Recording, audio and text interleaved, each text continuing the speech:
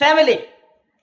এখানে মা বোনরা আছেন, এখানে অনেক যুব সমাজের তরুণ তরুণীরা আছে, আমাদের পিতৃমহ অনেক আমাদের পিতামহরা আছেন। এটা একটা ভালো সুযোগ এই পরিবার সম্পর্কে দুটা মৌলিক কথা বলার জন্য। আমি অনেক দিন থেকে চাচ্ছিলাম এমন একটা পরিবেশ।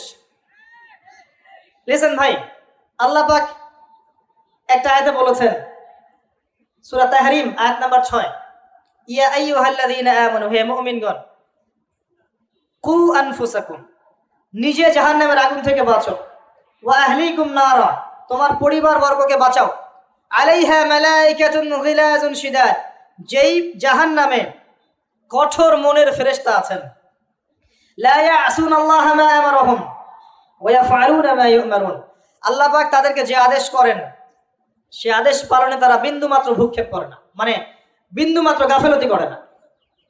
আল্লাহ পাক ভয় দেখাচ্ছেন জাহান্নামে এমন ফেরেশতা আছেন, আল্লাহ যা আদেশ করবেন তাই করবে। এই জাহান্নাম থেকে নিজে বাঁচো, পরিবার বর্গকে বাঁচাও।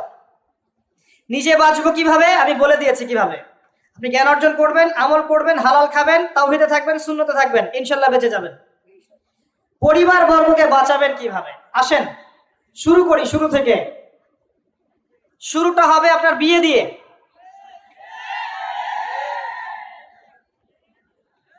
এত এক্সাইটেড হওয়ার কিছু নাই, কারণ এটা এমন একটা বিষয় যেটা করেন নাই বলে এক্সাইটমেন্ট বাড়ছে, করার পরে পস্তাতেও পারেন। এটা এমনই দিল্লি কা লাড্ডু, যে খাবে সেও পস্তাবে, যে খাবে না সে বেচারাও পস্তাবে। তবে আপনারা খেয়ে পস্তান আলহামদুলিল্লাহ।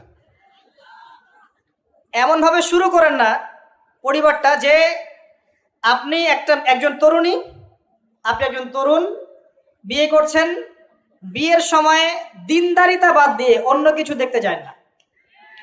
যদিও বা অর্থ সম্পদ, বংশমর্যাদা, সৌন্দর্যের কথা হাদিসে এসেছে, হাদিসটা এমন নয় যে তোমরা 4টা গুণ দেখেই বিয়ে করো, এমন নয়।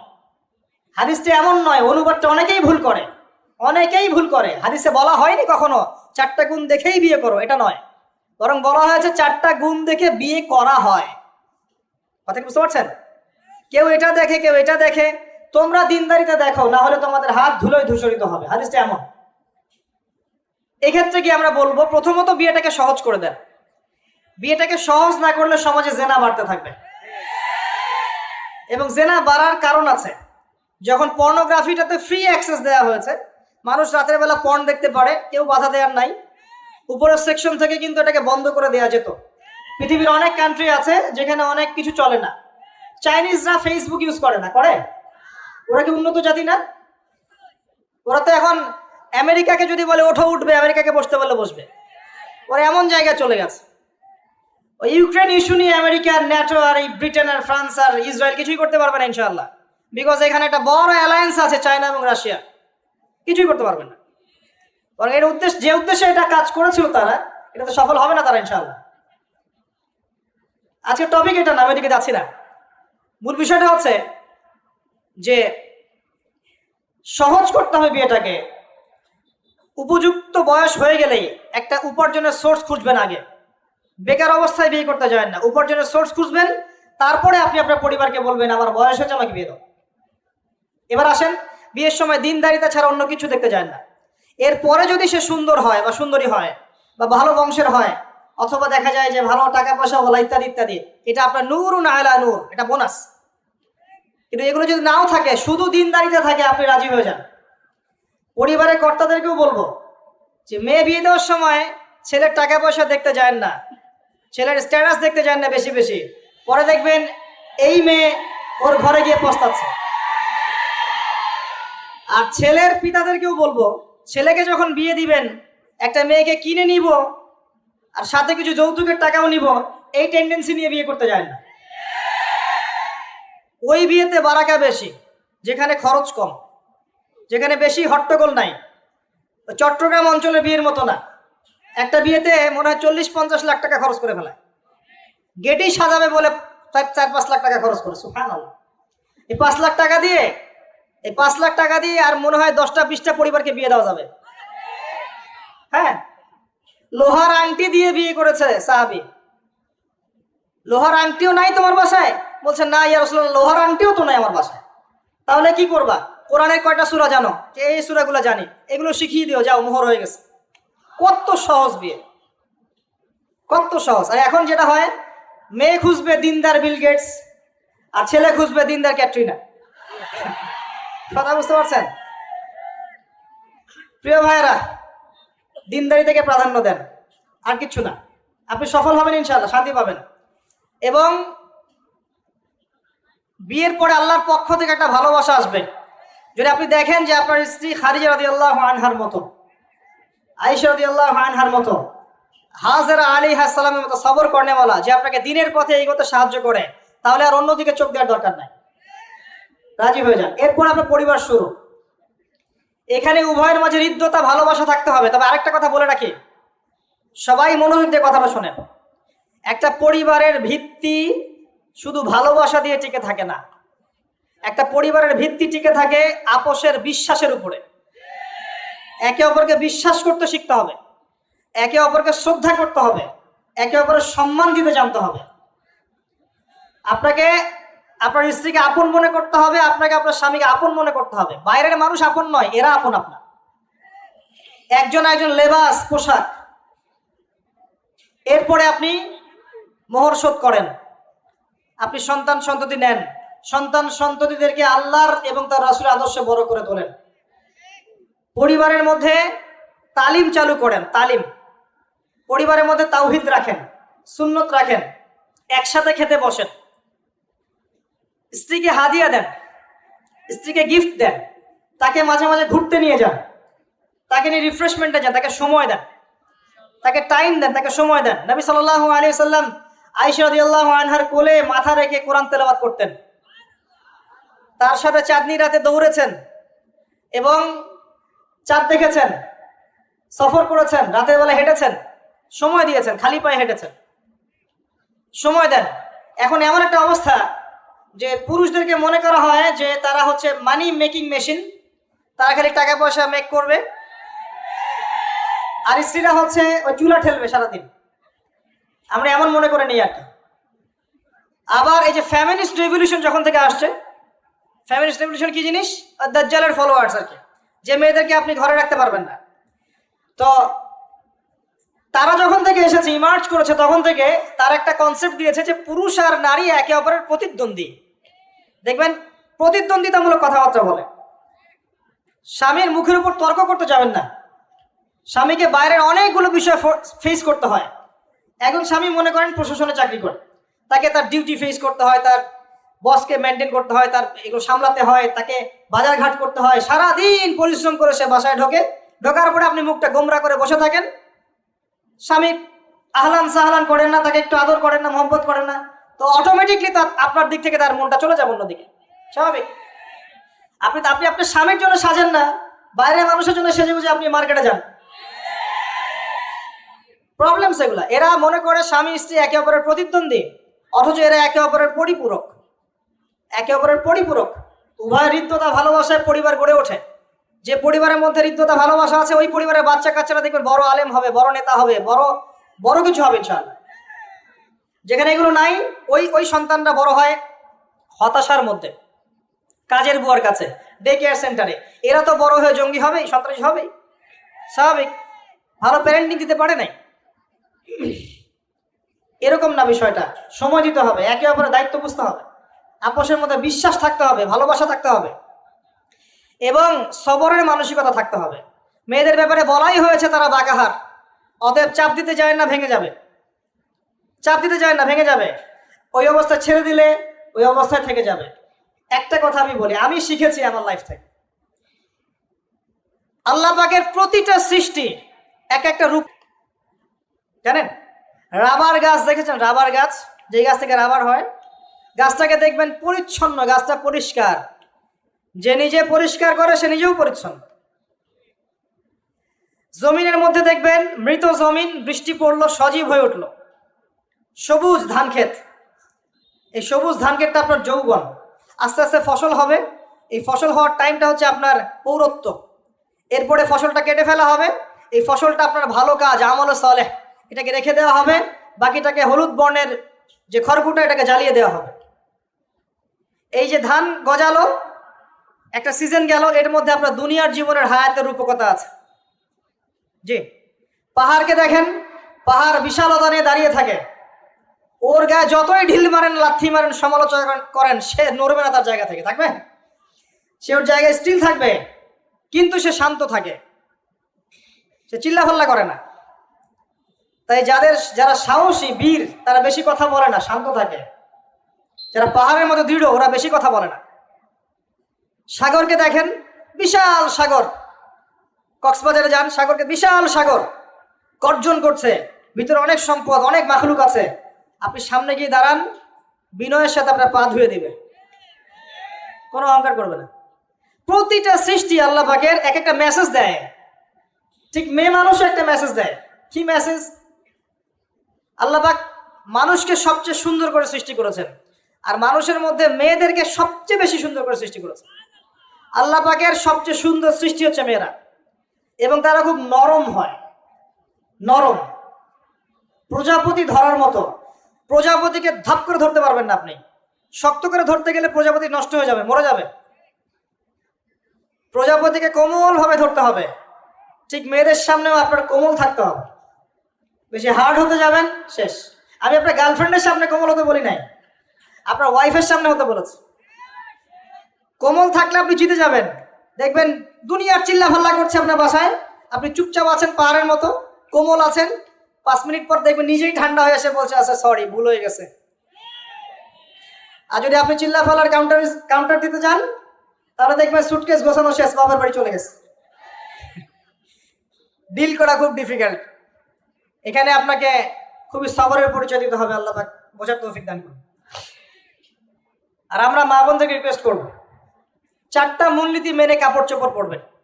আপনার কাপড়টা এমন হবে না যেই কাপড়টা পরলেও অঙ্গ প্রত্যঙ্গ দেখা যায়, বোঝা যায়, এমন হবে না।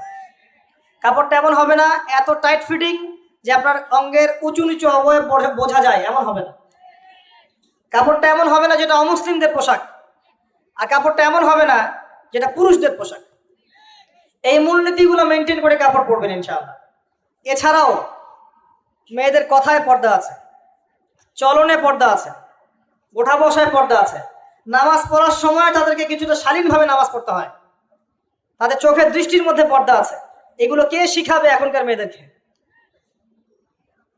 সবসময় বিজি দেখবেন নতুন কোন সিরিয়াল আসছে, নতুন কোন ফ্যাশন আসছে, নতুন কোন পার্লারে কি আসছে, কোন কাটিং আসছে, কোন নায়িকা আসলো। ওই যে বাংলাদেশে কোন এক নায়িকা আসছে,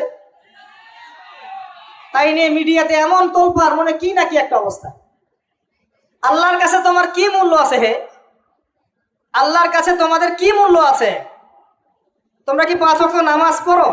তোমরা কি পর্দা করো? তোমাদের মধ্যে হায়াবোধ কিছু আছে? তোমরা মানুষকে ভালো কিছু শেখাও, সমাজকে ভালো কিছু দাও, শালীন কিছু দাও। আল্লাহর কাছে তোমাদের কি মূল্য আছে? নবী সাল্লাল্লাহু আলাইহি ওয়াসাল্লাম তো জাহান্নাম দেখে সেই কথাটাই বলেছেন, আমি জাহান্নাম দেখে আসলাম, সেখানে বেশিরভাগ অধিবাসী হচ্ছে মেয়ে, নারী। কি কারণ? তারা এমন কাপড় চোপড় পরে বাইরে ঘুরতো যেই কাপড় পরেও তারা নগ্ন থাকতো। আমি কি ব্যাখ্যা করতে হবে? আপনি দেখতে পারেন না?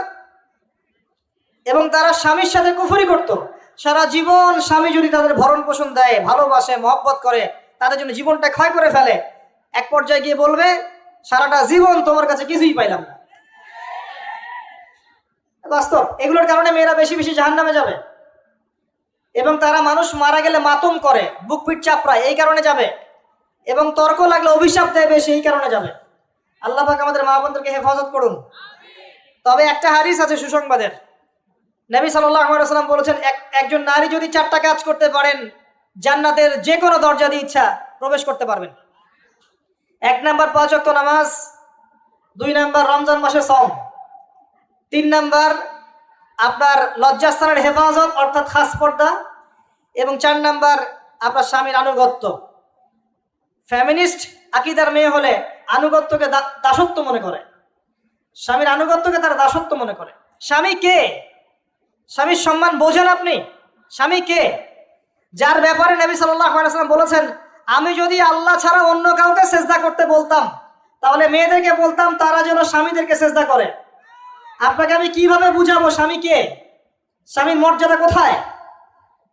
এগুলো কি ইসলাম মেয়েদেরকে ডমিনেট করছে এগুলো দিয়ে? কেন? এই স্বামী আপনার জন্য সারাটা জীবন ক্ষয় করে ফেলে। একটা চোর পর্যন্ত, একটা চোর, একটা করাপ্টেড মানুষ, দুর্নীতিগ্রস্ত মানুষ, সে চুরি করে দুর্নীতি করে এনে বাচ্চাকে খাওয়ায়।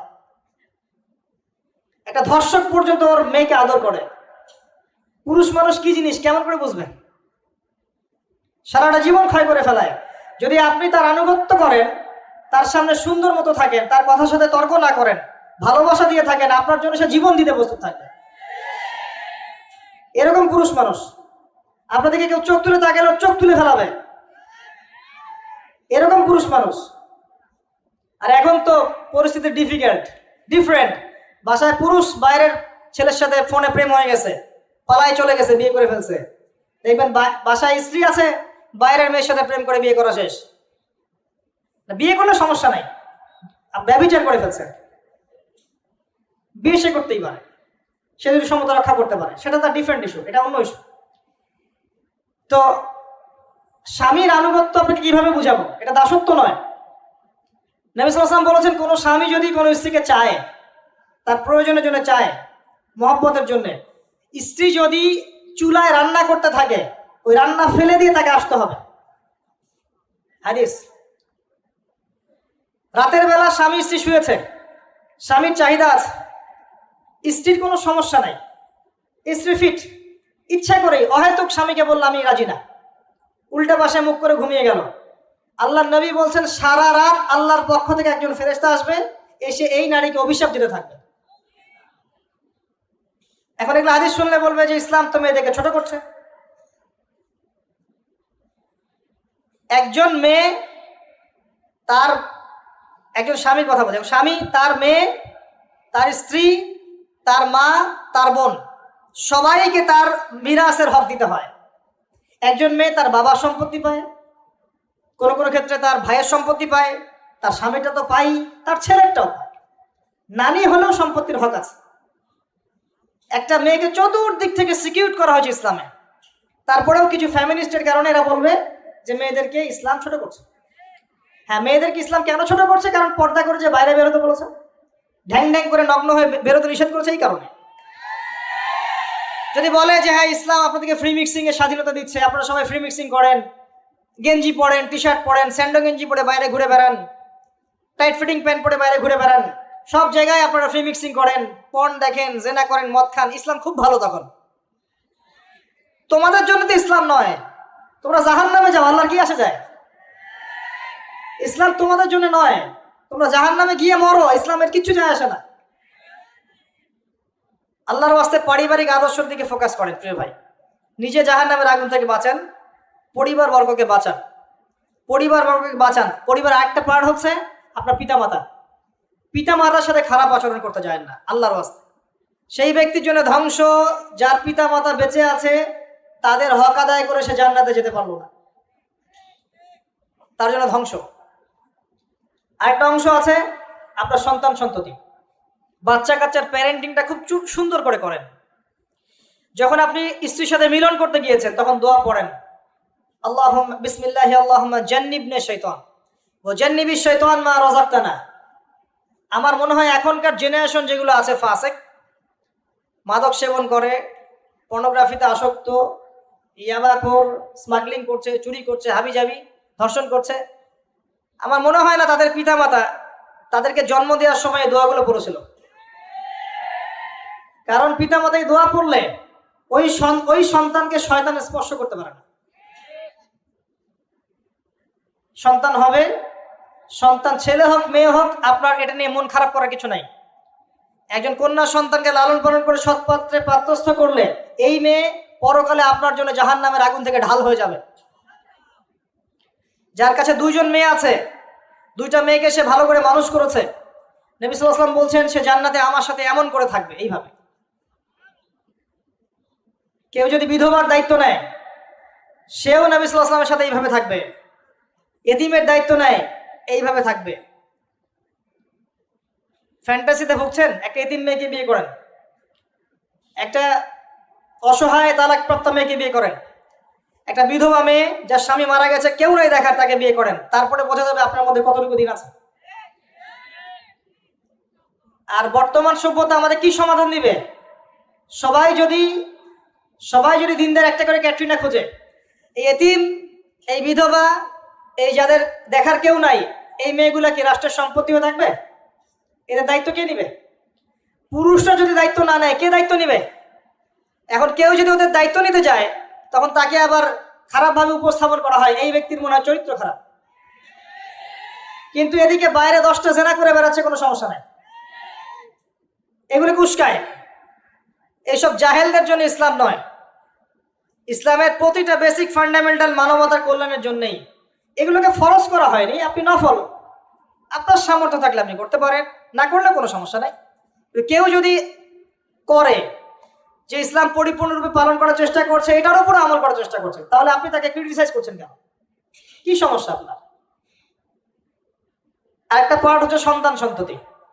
বাচ্চা কাচ্চাকে ছোটবেলা থেকেই মানুষ করতে হবে এমন ভাবে যাতে করে বড় হয়ে এরা এই উম্মার খালেদ এবং ওমর হতে পারে।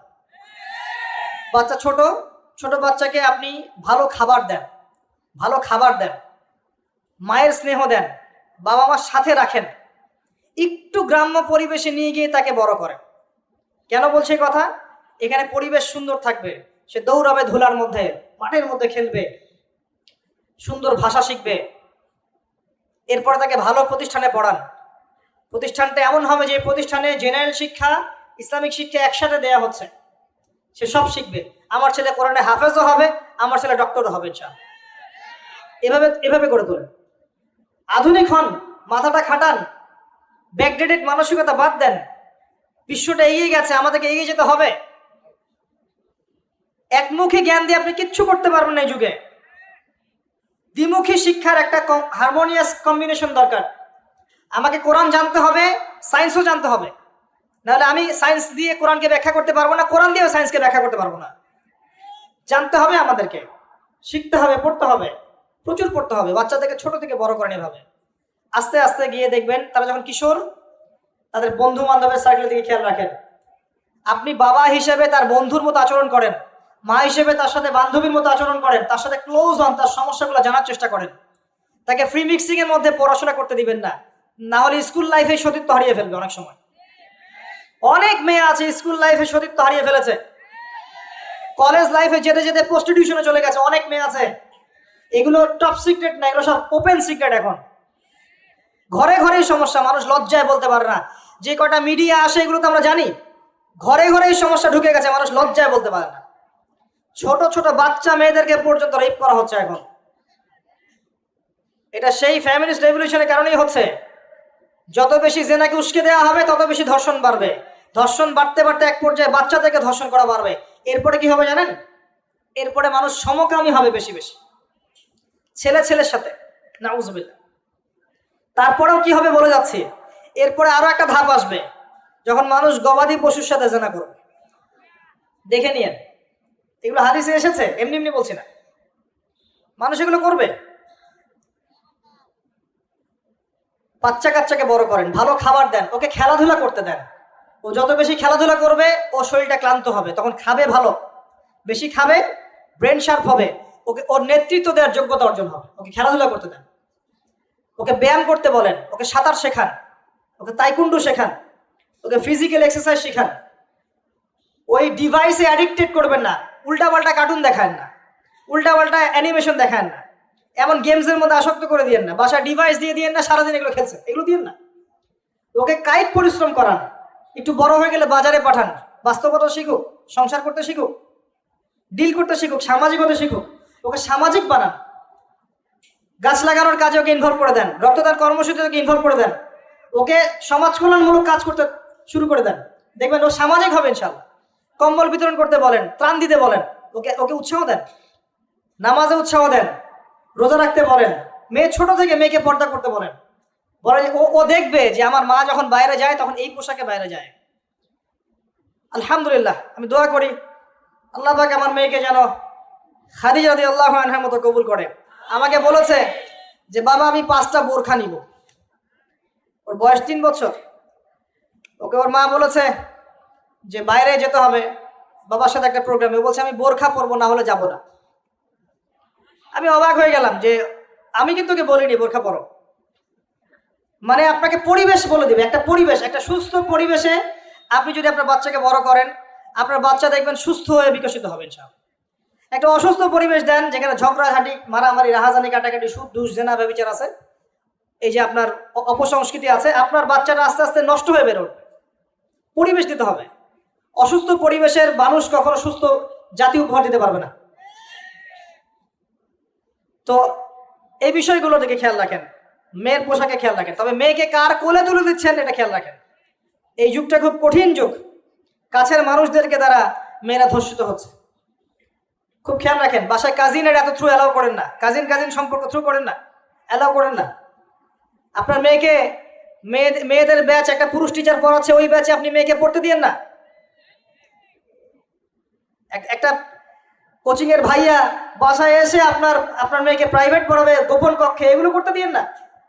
পরে আপনার মেয়ের ইজ্জত চলে গেলে আপনি হামাও করবেন, তখন আপনি অ্যাক্সেস করে দিচ্ছেন, জেনার সুযোগ দিচ্ছেন। শয়তান উস্কে দিবে, শয়তান তো চাচ্ছেই জেনা করাতে। মেয়েদেরকে মেয়েদের পরিবেশে পড়ান, ছেলেদেরকে ছেলেদের পরিবেশে পড়ান। ওরা বড় হোক, ম্যাচিউর্ড হোক, যখনই বিয়ের বয়স হয়ে যাবে দ্রুত বিয়ে দিয়ে দেন। বিয়ের পরে না পড়াশোনা করুক। বিয়ের পর পড়াশোনা করে অনেকে বড় আলেম হয়েছে, অনেকে বড় জাতির নেতাও হয়েছে। আমাদের জাতির পিতার ইতিহাস দেখেন, কত বছর বয়সে তিনি বিয়ে করেছিলেন, ইতিহাস দেখেন। একজন প্রেমময়ী নারী যদি পাশে থাকে, একজন ব্যক্তি বিশ্ব জয় করতে পারে। এই যে প্রমাণ দেখিয়ে দিয়েছে, করেন নাই? এরকম আগেকার মানুষদেরকে দেখবেন, ম্যাচিউরড হয়ে গিয়েছেন, বিয়ে করেছেন, এরপরে স্ত্রী পাশে ছিল, বিশ্বকে ডিল করেছে, নেতৃত্ব দিয়েছে। এই বিষয়গুলোতে খেয়াল রাখেন। পরিবারে হারাম ঢুকতে দিয়েন না। পরিবারটাকে ইসলামিক মূল্যবোধে গড়ে তোলেন। কু আনফুসাকুম ওয়া আহলিকুম নারা, এই হাদিসের উপর আমল করেন। আল্লাহ পাক তৌফিক দান করুন, আমিন।